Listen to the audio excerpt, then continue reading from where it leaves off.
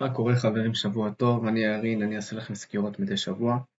אני אתחיל מהדומיננטיות של הדולר, לאחר מכן נעבור למניית QQQ, איתריום, מייקרוסופט סופי ונסיים עם אינטל. כמובן כל מה שאני אומר זה בגדר דעה אישית ולא המלצה, תעשו מה שאתם רוצים, ויאללה בואו נתחיל. טוב, בגרף יש לי את הדומיננטיות של הדולר, מי שלא זוכר בעצם הדומיננטיות של הדולר בעצם, נגיד אני אתן דוגמה נגד על ביטקוין, כשהדולר עולה, הביטקוין יורד. למה? כי הביטקוין נועד להחליף את הדולר בעצם, בדיעבד. והאלטים ושאר המטבעות בעצם מושפעים מהביטקוין ולכן הם יורדים איתו גם. טוב, יאללה בואו נתחיל.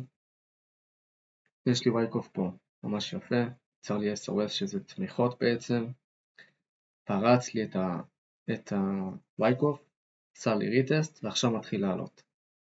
עכשיו דבר כזה, מכאן בעצם אני יכול להסיק שהוא יעלה, אבל יש לי פה עוד אינדיקציה בעצם שזה הקו הזה, שאם הוא יפרוץ כי אותו יבסס לי את המחיר, כאן אני אדע בוודאות שמפה אנחנו עולים למעלה ואנחנו נראה פשוט ירידות במטבעות.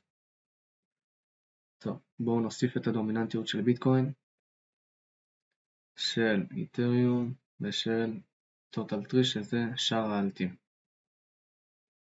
אם תשימו לב, מי שממש נפגע מהעלייה הזאת הכי הרבה זה האלטים, זה האלטים הכחול, איתריום זה הסגול, הוא גם נפגע מזה אבל הוא בצורה מתונה.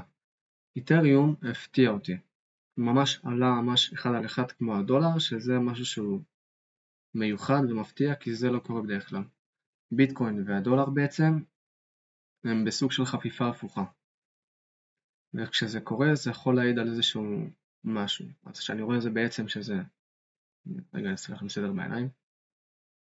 טוב. שזה רואה איתו בקורולציה שהיא לא הפוכה בעצם, שהיא פשוט בדיוק איך שזה הדולר. זה מעיד לי על סוג של שהביטקוין בעצם עכשיו הולך להתחזק. יכול להיות שהוא סוג של יהיה נכס כמו זהב. זה למה הוא באמת מתחזק עכשיו. נדע זה רק בעתיד, כרגע אפשר לדעת כלום. רק לשעה. טוב, נמשיך עם מניית QQQ של אינבסקו. טוב, כרגע הוא נמצא לי בטווח של דשדושים, זאת אומרת שאני לא מצפה שהמחיר יעבור לי את הקו הזה. אם הוא יעבור לי אותו, כנראה שהוא יעלה ויתקן מהר. אני לא מצפה שהוא יעלה ויפרוץ, כי זה עדיין לא הזמן, הוא עדיין לא מוכן, המחיר עדיין לא מוכן לזה. הוא עדיין לא מיצה את האזור הזה, ברגע שהוא ימצא את האזור הזה, אז הוא יהיה מוכן או לרדת או לעלות, זה נדע רק בעתיד. כרגע מה שאני יכול לשער מכאן, שהמחיר פשוט ירד, ימלא את הגאפ הזה שנוצר כאן יכול להיות, וישחק לי באזור הזה. הוא יכול גם לרדת לאזור הזה, אבל הכי צפוי שהוא ישחק לי באזור הזה, כתוב. טוב, עכשיו איתריום. טוב, אפשר להבין כאן באיתריום, יש לי פה סכמה של וייקוף בעיקרון, ואם תשימו לב בחציון העליון של הווייקוף, תחשבו על זה כאילו קו הפרדה. בחצי העליון אתם תראו שיש פה יותר משחק של הגרף, של המחיר. זה יכול להעיד לי בעצם שיש פה קונים חזקים הרבה יותר ממוכרים. כרגע אני לא יכול לדעת בוודאות לאן המחיר ילך, כי אנחנו עדיין לא בשלב הזה.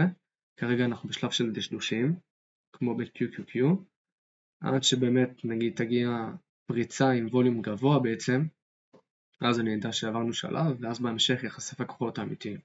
כרגע מעדיף לא להיכנס לאזור הזה, זה טווח של כסף טיפש, מעדיף להיכנס אחרי זה. טוב, מייקרוסופט.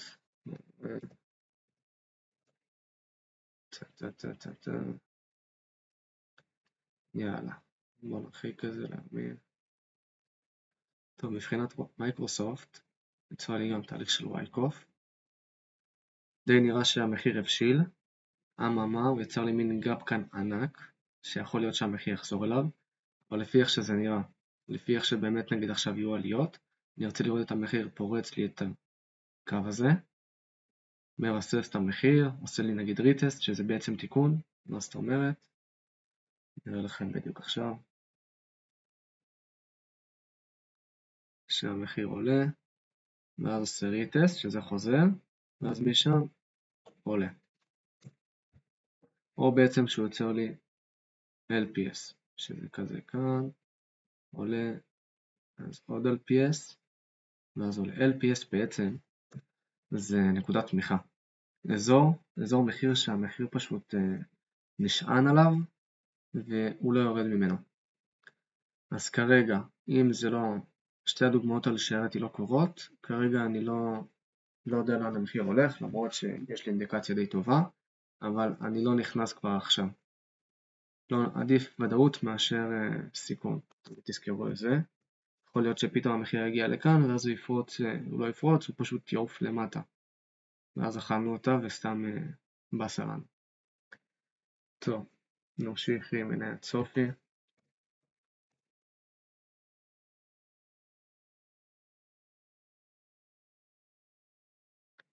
טוב, כמו שאתם רואים כאן בעצם, אנחנו די בשלב של חשיפת הכוחות, אבל זה עדיין לא ודאי. אני יכול לראות שיש לי פה, אם אני אציג את זה, אתם תראו שיש לי פה סוג של אזור תמיכה בעצם, קטנצ'י כזה, שזה בעצם SOS. SOS זה אזור תמיכה, הוא יצר לי גם פה. אני יכול לשער שהקונים יותר חזקים בעצם, שאנחנו נעלה למעלה. אבל שוב, זה לא ודאי, אנחנו נדע רק יותר בהמשך. כרגע אני לא יכול להגיד לכם בוודאות מה קורה פה, למרות שיש יותר יתרון לקונים, לעליות. טוב, נסיים עם אינטל.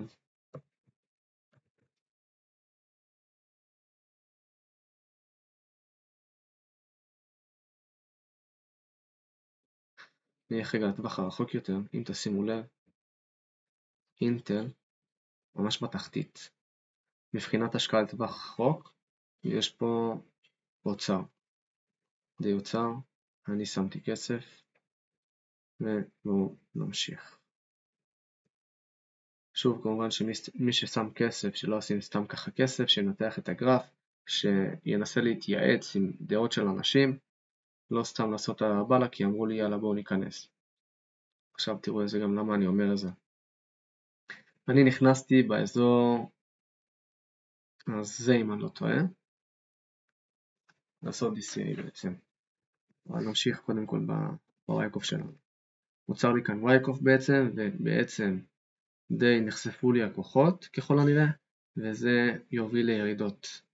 מה זאת אומרת? ל-DCA זה די מושלם, כי בסוף המטרה היא השקעה לטווח רחוק.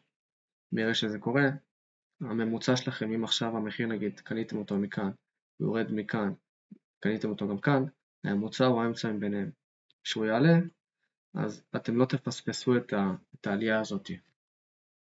זה במילים קצרות. אז כרגע בווייקוף הזה, מה שאני מצפה בעצם זה שזה ימשיך לרדת. איך אני אדע בוודאות? יצר לי LPSY כאן. LPSY בעצם ממש קטנצ'יק. אני ארשום את זה רק שנייה. זהו, אפילו SOW, שזה אומר שזה סימן חולשה. סימן חולשה זה אומר שהמחיר חלש, מוכרים יותר חזקים הם קונים, והוא ירד. אני רוצה בעצם לראות נעשה לכם עוד טיפה ציורים, שהמחיר ישבור, נעשה לי ריטסט, ואז משם תהיה לי ודאות יותר גדולה אם הוא יעלה יותר, ובהצלחה לנו.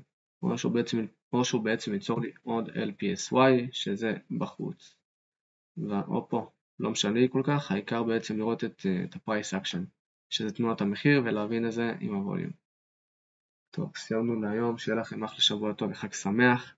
אם מישהו יצטרך שאלה נוספת, כלשהי אני זמין לכם בקבוצה, וזהו, סיימתי.